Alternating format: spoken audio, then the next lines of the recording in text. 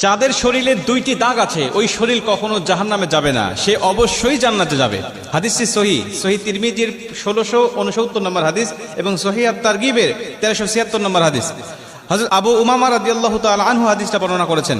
রাসূল সাল্লাল্লাহু আলাইহি ওয়াসাল্লাম বলেন, যাদের শরীরে দুইটা দাগ আছে এবং যাদের শরীর থেকে 2 ফোঁটা তরল পদার্থ নির্গত হয় ওই শরীর কখনো জাহান্নামে যাবে না, সে অবশ্যই জান্নাতে যাবে এবং আল্লাহ পাকের কাছে এই শরীরটা সবচেয়ে প্রিয় শরীর। রাসূল সাল্লাল্লাহু আলাইহি ওয়াসাল্লাম বলেন, 1 নম্বর দাগ হলো যে ব্যক্তি জিহাদের ময়দানে আল্লাহকে খুশি করার জন্য, আল্লাহর দ্বীন কায়েম করার জন্য অথবা আল্লাহর সন্তুষ্টির জন্য যে ব্যক্তি বাতিলের মোকাবেলা করতে গিয়ে শত্রু পক্ষের আঘাতে তার শরীরে ছোট্ট একটা দাগও যদি বসে যায়, এই দাগটা কিয়ামতের ময়দানে সুপারিশ করে বা এই দাগটা থাকার কারণে কিয়ামতের ময়দানে আল্লাহ পাক তাকে জান্নাতে দিয়ে দিবে। নবীজি সাল্লাল্লাহু আলাইহি ওয়াসাল্লাম বলেন, 2 নম্বরে ফরজ ইবাদত সমূহের কোন একটি দাগ যদি তার শরীরে দেখা যায়, যেমন নামাজ পড়তে পড়তে সেজদা দিতে দিতে কপালে